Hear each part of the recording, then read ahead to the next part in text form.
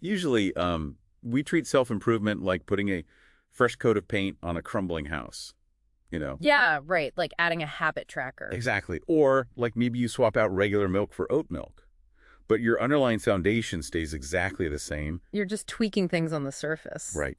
But today's custom deep dive for you is about what happens when a tradition insists on tearing the house completely down to the studs. We're exploring the lived reality of Eastern Orthodoxy.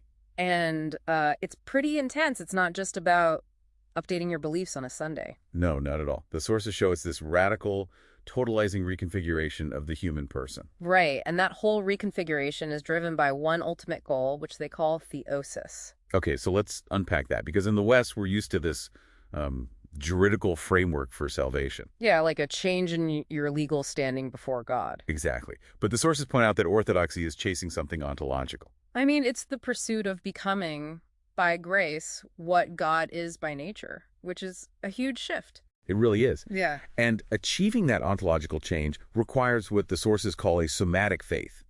You have to engage the physical body through rigorous asceticism. Like the fasting rules, which are wild. Oh, wow, yeah. Fasting from meat, dairy, and even olive oil for nearly half the year. Half the year without olive oil. Right. And, I mean, wait a second. Skipping olive oil sounds like a modern diet fad. Right. How does changing what I eat fundamentally rewire my soul? Well, the fast is actually a biological mechanism. You're intentionally triggering physical hunger to, reclaim control over your base biological impulses. Oh, I see. Yeah, so when your body demands food, you recognize that craving and actively redirect it toward a hunger for God. So you master the physical body first, and then that acts as a gateway to mental discipline. Exactly. Which brings us to the mental front of this invisible warfare. They call it nepsis, or watchfulness. Right. The battle against intrusive thoughts, or logismoi. The sources map this out with, clinical precision. They really do. So a provocation is just a passing neutral thought. Like you notice someone has a nicer car than you. Totally harmless on its own. Right. But the danger lies in the coupling. That's where you start engaging with it, asking, well, why don't I have that car? And if you don't cut that off right there, it spirals into a passion, which they define as this deeply ingrained obsession or spiritual enslavement. To break that chain, practitioners use the Jesus prayer. And it's not just a mantra, right? It's a cognitive interrupt. Yeah, a circuit breaker that stops the thought right at the provocation stage. But wait, isn't it paralyzing to constantly micromanage every single passing thought? That sounds exhausting. It does, but by cutting off the thought at the root, you actually prevent the massive psychological exhaustion of dealing with destructive habits later on. Oh, that makes sense. The goal is pristine mental clarity. Exactly. But you can imagine how this intense internal focus creates massive friction today. Well, for sure. You can't practice extreme watchfulness while doom scrolling. No, definitely not. Conversion acts as a sword.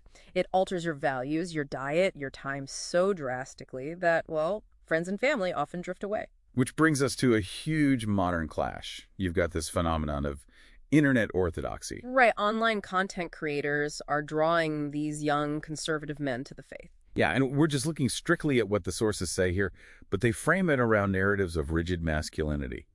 It offers a structured identity to an isolated demographic. But it creates a profound crisis of authority. It really does.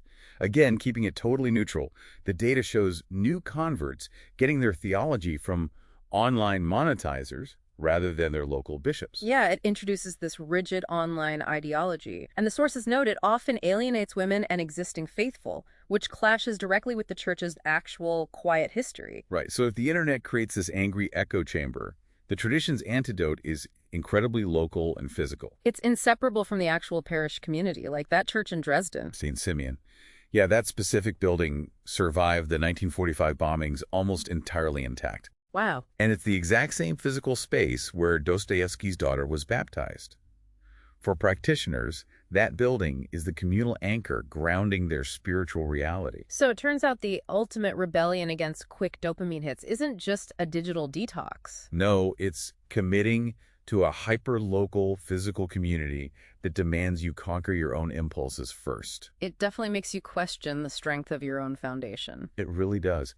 And the sources leave us with one incredibly provocative concept for you to mull over. Oh, I love this part. If theosis is a process of infinite growth, moving constantly from glory to glory. Does this transformation mean our spiritual evolution continues even after we die? That is wild to think about. Definitely something to chew on the next time you think about remodeling your life.